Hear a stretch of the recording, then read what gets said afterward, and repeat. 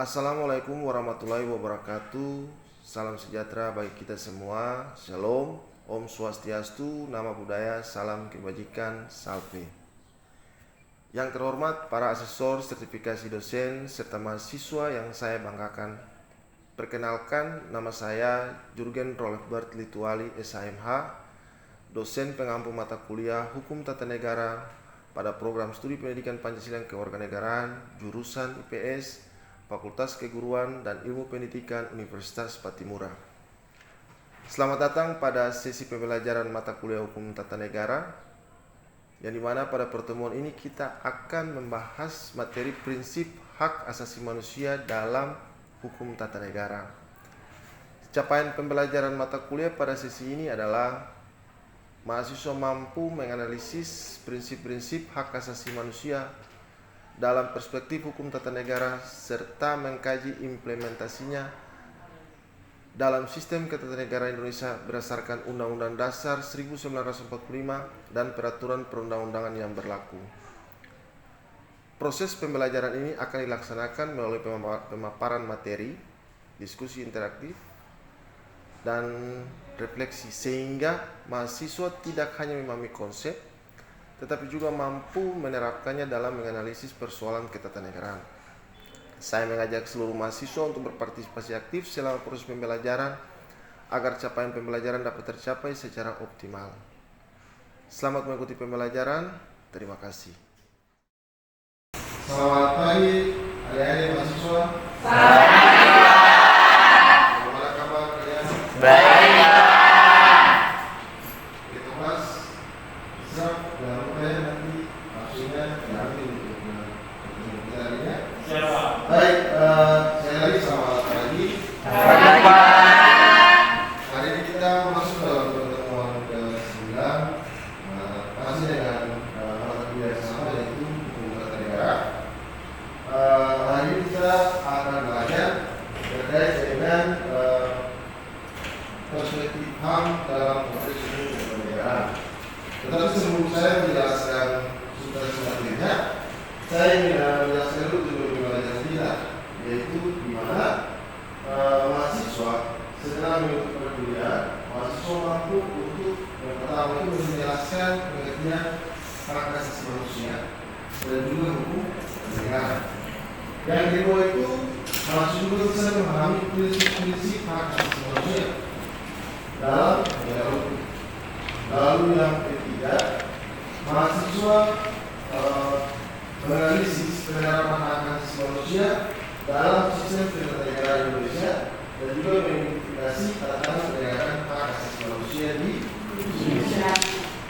Baik, kita langsung saja ke materinya.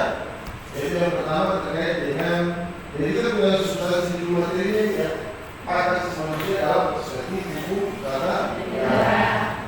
Yang pertama itu terkait dengan pengertian hak asasi manusia. Jadi hak asasi manusia adalah hak yang melekat pada setiap manusia sejak lahir, bersifat universal, tidak dapat dicabut dan wajib dihormati. Jadi dari pengertian nama ini saja bahwa hak asasi itu merupakan hak yang melekat pada setiap individu. Dalam materi sebelumnya kita sudah belajar bahwa hak yang paling dasar itu adalah hak hidup. Hak hidup itu dimulai dari mana? Dari sejak dalam. Jadi kan organisasinya kan biasanya orang bilang bahwa hak hidup itu dimulai ketika lahir. Maka salah. Hak hidup manusia itu dimulai dari dalam. Dan dia bersifat universal. Dia dapat dicabut dan wajib dihormati. Jadi Anda dan saya punya hak asasi itu sama. Tidak ada perbedaan, tidak ada perklasan atau perbedaan dari pengertian hak asasi. Yang itu terkait dengan yang berdasar. Jadi dalam Undang-Undang Dasar 1945 itu di pasal 28 ayat 9 dulu itu tidak banyak, kalau sekarang sudah banyak. Betul? Dia sudah menjelaskan segala macam hal yang terkait dengan hak asasi manusia. Kalau kalian masih lihat materi kemarin terkait dengan kewarganegaraan dalam konteks masyarakat sebagai hak maupun mempunyai setiap warga negara wajib untuk melakukan segala macam hal sebagai warga negara dalam tanggung jawab, tapi dia juga mempunyai hak. Di dalam undang-undang ini turunannya itu ada di dalam undang-undang nomor 39 tahun 1999 tentang hak asasi manusia. Baik, selain berikut itu terkait dengan ciri-ciri hak asasi manusia. Ada 4 ya, bisa dilihat dalam slide. Yang pertama secara besar, tidak dapat dicabut, tidak dapat dibagi, dan saling bergantung. Dari cakupan ini, mungkin 3 hal ini mungkin sudah bisa dipahami. Kalau poin yang pertama secara besar itu, di mana manusia itu tidak punya hak yang sama. Jadi ini, kadang-kadang kan ketika di dalam negara, tapi kan kalau kita bicara konsepnya ketatanegaraan, ketika penguasa itu dia merasa bahwa kekuasaan itu diatur oleh dia dengan segala macamnya, tapi dia lupa bahwa sebenarnya kita punya statusnya sama status sebagai warga negara yang mempunyai hak asasi yang sama. Itu yang selalu persoalan selama ini. Jadi memang hak asasi manusia ini sesuatu hal yang memang agak sulit diterima oleh orang-orang yang secara kekuasaan memang mereka punya kewenangan yang cukup besar. Tapi kalau untuk kita masyarakat yang di bawah, itu kita punya hak penuh untuk bagaimana bisa mendapatkan hak tersebut dalam konteks hak asasi manusia. Sedangkan kalau misalnya tidak tercabut itu berkaitan dengan kita punya hak hidup, hak makan, hak segala macam, itu tidak bisa. Karena itu kita punya hak yang melekat kepada diri selain hak hidup. Kalau misalnya tidak dapat bagi itu seperti apa? Kira-kira menurut kalian? Misalnya apa? Kalau dalam konteks hak asasi manusia tidak dapat dibagi itu seperti apa? Contoh satu, bisa. Kalau dalam suatu hak asasi manusia misalnya tidak dapat dibagi. Ya, salah satu contohnya misalnya, kalau orang mempunyai istri, seorang kita mungkin dibagi atau punya suami kan? Memang dalam undang-undang perkawinan itu ada terutama dalam hukum Islam ya. Tapi itu ada sendiri, bukan dikasih-kasih begitu saja. Terus yang berikut terkait dengan saling menjaga. Jadi itu beberapa poin yang terkait dengan ciri-ciri hak. Yang berikut itu terkait dengan pengertian hukum tata negara. Ya mungkin di awal materi saya sudah jelaskan juga terkait dengan pengertian hukum tata negara, yaitu cara hukum yang mengatur organisasi negara terkait dengan pembagian kekuasaan, hubungan antara lembaga negara dan hubungan negara dengan warga negara, dan konstitusi yang jadi sebuah hukum. Kalau bicara konstitusi juga kita sama tahu, karena hukum konstitusi adalah undang-undang dasar. Yang menjadi dasar negara adalah Pancasila. Menurut Anda saja, undang-undang dasar itu bisa dirubah? Bisa. Undang-undang dasar itu bisa dirubah. Yang tidak bisa dirubah adalah Pancasila dasar negara. Jadi seperti itu. Kalau Anda bilang, mereka akan dirubah di tahun 99, 2000, tahun 2000, 2001, 2002 itu 4 kali undang-undang dasar di baik. Sebelum saya masuk ke substansi materi yang lain, mungkin ada yang mau bertanya? Saya Pak izin bertanya Pak. Silakan. Baik, terima kasih. Saya bertanya Pak. Jadi pertanyaan saya di sini, di apa yang Pak jelaskan tadi kan di Indonesia kan mempunyai beberapa lembaga, contohnya seperti Dewan Perwakilan Rakyat. Nah, pertanyaan saya di sini, bagaimana peran lembaga negara ini dalam melindungi hak asasi manusia Pak? Baik, terima kasih atas pertanyaannya. Pertanyaannya baik sekali ya. Ya. Jadi kalau kita bisa mengkondisikan dengan keadaan negara kita sekarang ini, lembaga negara ini kan lembaga legislatif. Salah satunya tadi disampaikan oleh kita bahwa apa jadi fungsi mereka terhadap rakyat dalam konteks manusia. Apakah apa yang kedua? DPR itu merupakan perwakilan rakyat. Jadi sebenarnya setiap keluhan masyarakat itu mereka harus berusaha untuk bisa menjawab, mengatasi dan memberikan solusi. Tidak bisa dan tidak bisa, karena mereka adalah orang yang dipilih oleh rakyat secara langsung. Kalau dalam konteks di beberapa daerah itu memang banyak hal belum terrealisasi, terutama di daerah-daerah yang terpencil ya. Misalnya kita Provinsi Maluku ini juga ada daerah-daerah yang dekat sekali dengan kabupaten, tapi masih terisolasi karena terbatasnya pertama transportasi, yang kedua kondisi geografis alamnya yang tidak baik. Nah, itu bagian dari pelanggaran HAM. Ketika pelanggaran HAM itu terjadi, hak asasi itu hampir melekatkan Dewan Perwakilan Rakyat, entah mau daerah tingkat 1 atau kabupaten ataupun DPR RI, dia punya kewajiban untuk memberikan solusi. Dan bukan hanya memberikan solusi, tapi juga harus terus berpartisipasi untuk menyelesaikan persoalan yang ada di masyarakat. Karena begini, konteks hak asasi manusia ini, dia bukan cuma bicara soal pelanggaran HAM ataupun kondisi sosial, bukan. Tapi hal yang terjadi di masyarakat misalnya terkait dengan kondisi geografis, atau mereka masih isolasi karena kondisi geografisnya itu dibatasi oleh belum adanya infrastruktur jalan segala macamnya. Ya bagaimana caranya pemerintah harus memikirkan itu. Kan tidak logis kalau misalnya orang sakit harus berjalan berhari-hari beroperasi samping ke rumah sakit. Jadi seperti itu. Jadi intinya lembaga negara itu dia punya kewajiban untuk menyelesaikan jika ada persoalan terkait dengan hak asasi manusia. Jadi seperti itu. Baik, kita lanjut ke materi berikut terkait dengan hubungan HAM dengan hukum tata negara. Jadi tadi kan pengertiannya sudah bicara, sekarang kita masuk dengan hubungan hak asasi manusia dan hukum tata negara. Yang pertama, poin pertama itu hak asasi manusia dijamin di dalam konstitusi.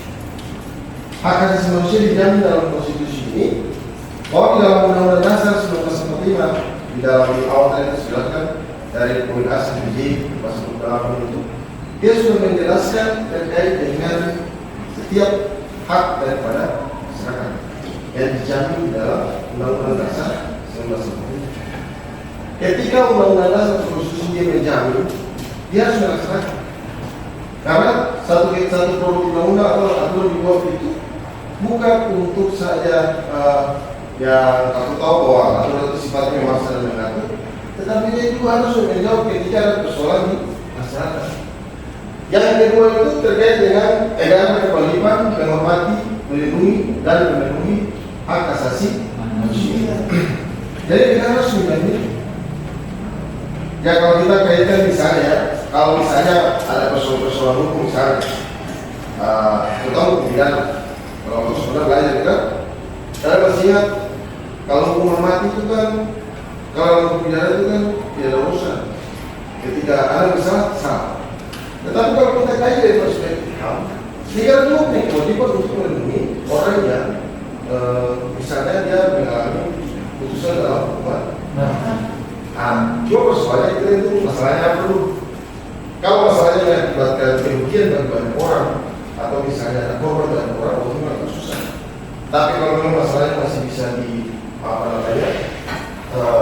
bantu, pasti pemerintah bisa membantu. Karena memang begini, sebelum kita menghormati setiap persoalan yang terjadi di dalam dunia ini, kita negara punya kewajiban menghormati, melindungi, dan memperkosa di dalam Republik Indonesia. Jadi ibaratnya kita buat yang ada di dalam rumah dulu, bahwa kita bisa urusnya di luar. Lalu poin yang ketiga ini, HTM menjadi instrumen untuk menjamin perlindungan hak asasi manusia melalui lembaga negara dan peraturan perundang-undangan. Nah tadi sudah bertanya kan, jadi instrumen untuk menjamin perlindungan HAM ini melalui lembaga negara. Kita punya lembaga negara itu kan ada banyak, ada eksekutif, legislatif, maupun di dalam eksekutif itu kan adalah presiden. Tugasnya dua, sebagai kepala pemerintahan maupun sebagai kepala negara. Di legislatif itu ada DPRD, DPR maupun MPR. Di legislatif itu ada Mahkamah Konstitusi maupun Mahkamah Agung. Tapi di luar tiga lembaga negara ini, yang tersebutnya ini, ada lembaga-lembaga independen. Misalnya lembaga yang berada di dalam dia tidak seinya, dia bukan dalam arti berpisah, tetapi dia di luar lembaga-lembaga negara tadi. Misalnya Otoritas Jasa Keuangan, lembaga hak asasi manusia, lembaga perlindungan perempuan dan anak. Ada banyak nih, tapi fungsinya sama, fungsinya tetap di bawah naungan pemerintah. Tujuan utamanya itu yaitu menyelesaikan ketika terjadi persoalan-persoalan HAM di masyarakat. Jadi hukum tata negara ini kan masih sekarang bingung. Apa sih hubungan tata negara ini dengan hak asasi manusia? Ya, hukum tata negara kan lewat konstitusi dan di dalamnya membuat terkait dengan hak asasi manusia. Jadi seperti itu. Baik, kita lanjut ke poin yang berikut terkait dengan peran negara dalam perlindungan hak asasi manusia. Saya pikir bahwa beberapa poin ini tadi juga saya sudah jelaskan ya. Tapi Anda bisa lihat yang pertama itu terkait dengan menghormati hak asasi manusia. Yang kedua melindungi hak asasi manusia. Yang ketiga melindungi hak asasi manusia. Dan yang terakhir itu menegakkan HAM melalui lembaga peradilan dan lembaga pengadilan. Jadi lembaga peradilan itu sudah pengadilan pada umumnya, tapi ada juga lembaga lain yang bisa menyelesaikan konflik khusus dalam hak asasi manusia. Makanya saya bilang kalau Anda mengerti konsep HAM ini bukan cuma soal konflik saja, tapi untuk semua hal.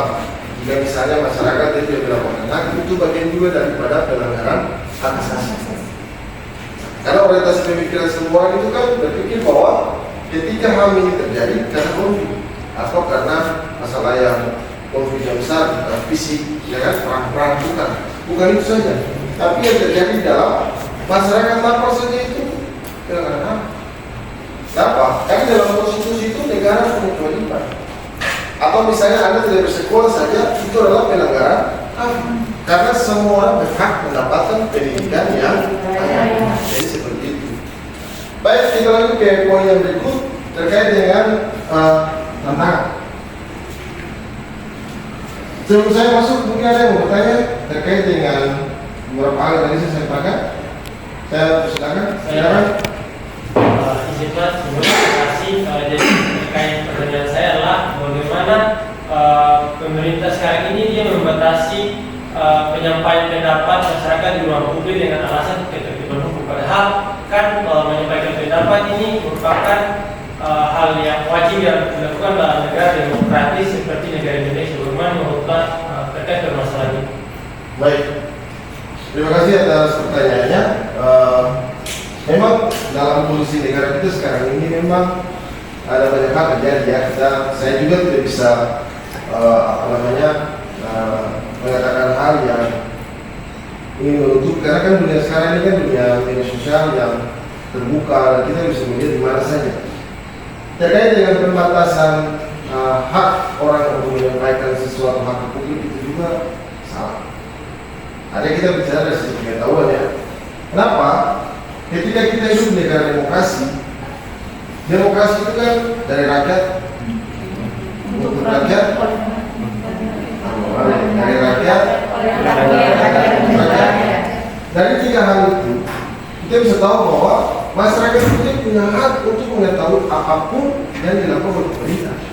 Ketika ada kesalahan, mereka punya kewajiban, mereka punya hak untuk mengkritik atau memberikan pendapat. Kalau pemerintah tidak bisa seperti itu, maka sistem demokrasi itu tidak jalan. Itu salah. Jadi semestinya itu mereka harus bisa membuka ruang kepada masyarakat. Jadi persoalannya begini, di dalam media sosial sekarang ini ada beberapa hal yang terjadi.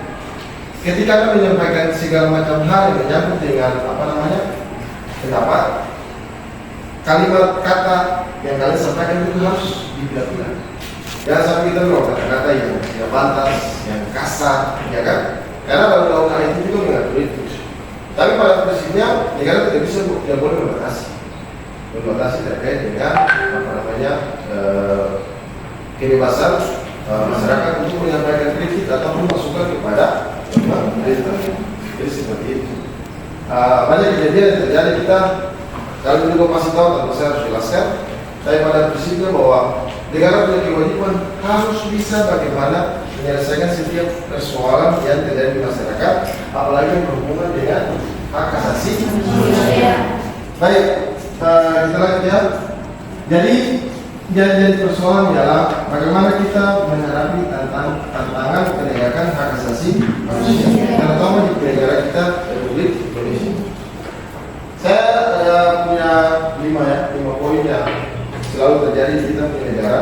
Yang pertama itu penyalahgunaan kekuasaan. Penyalahgunaan kekuasaan ini dia ada ketika apa? Ketika mempunyai kewenangan. Anda tahu, ketika Anda mempunyai kewenangan, terus Anda menyalahgunakan segala sesuatu kewenangan dengan Anda punya konsep sendiri, maka bukan hanya 1-2 orang saja yang rugi, tapi banyak orang juga yang rugi.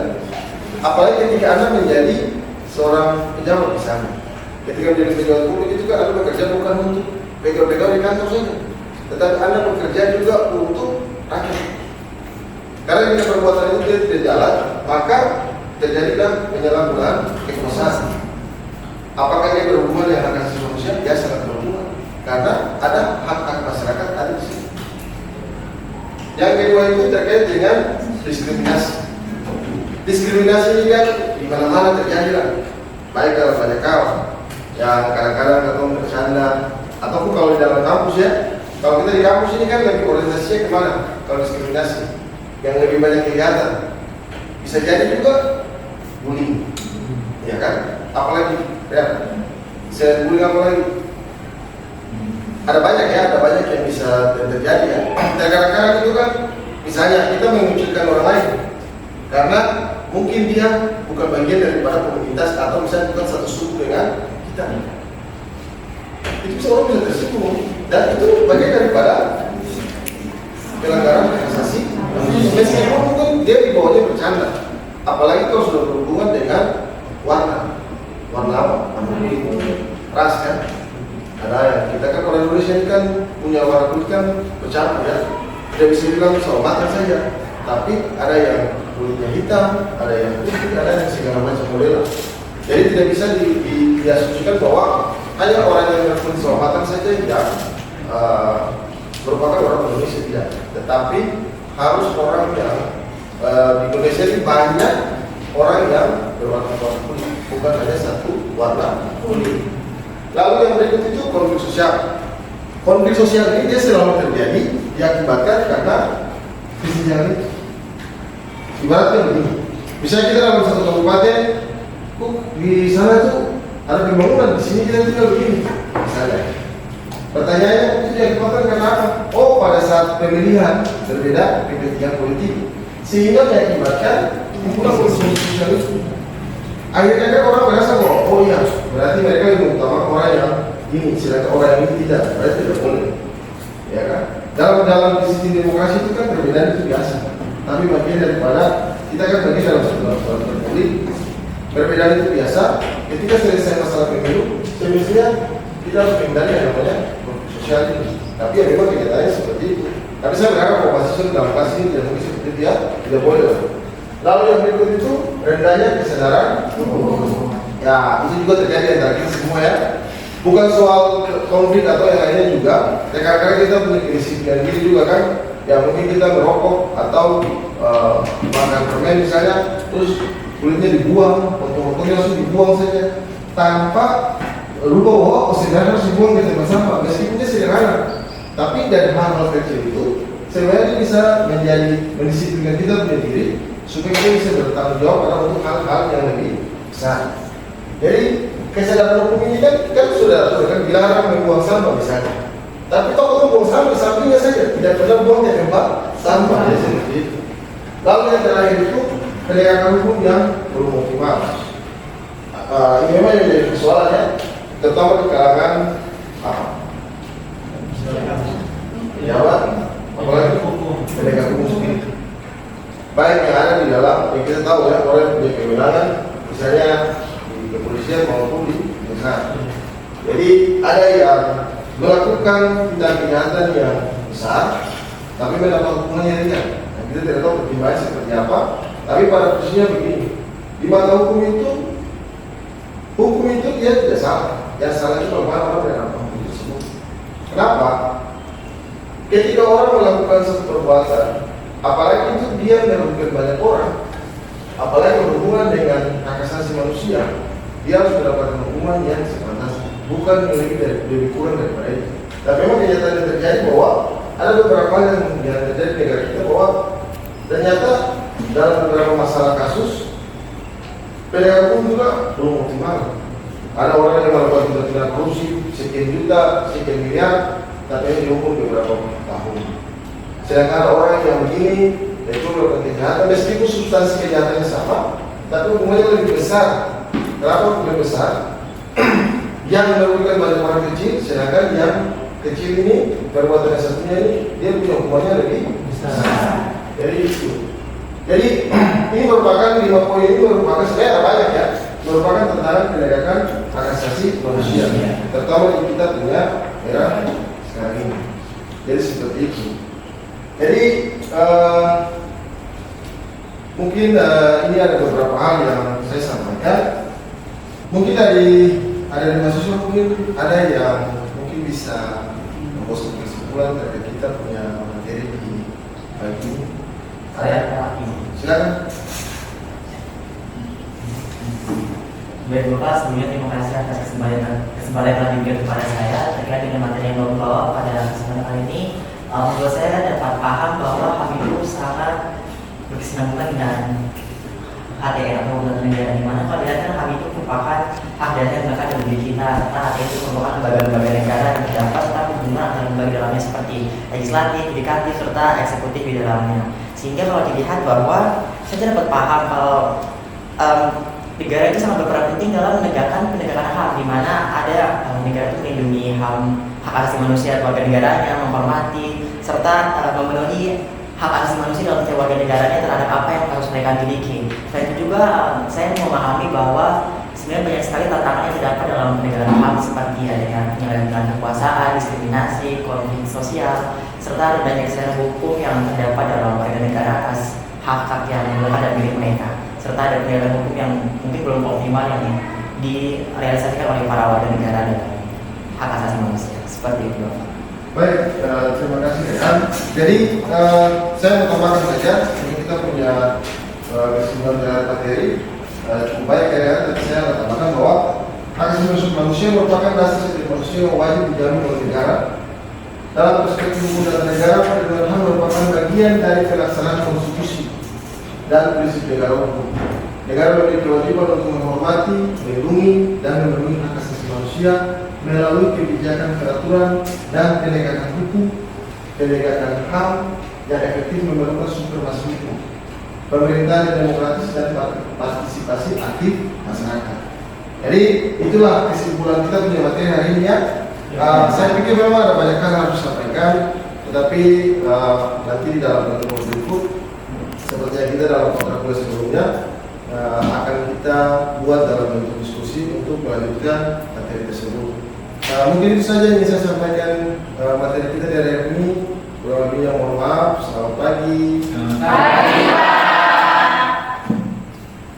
Demikian materi pembelajaran pada pertemuan ini. Saya berharap dapat memahami konsep-konsep yang telah dipaparkan serta mampu menganalisis penerapannya dalam sistem ketatanegaraan Indonesia. Teruslah belajar secara aktif, kritis, dan reflektif dengan memanfaatkan berbagai sumber belajar yang relevan. Terima kasih atas perhatian dan partisipasi. Sampai jumpa pada pertemuan berikutnya. Salam akademik.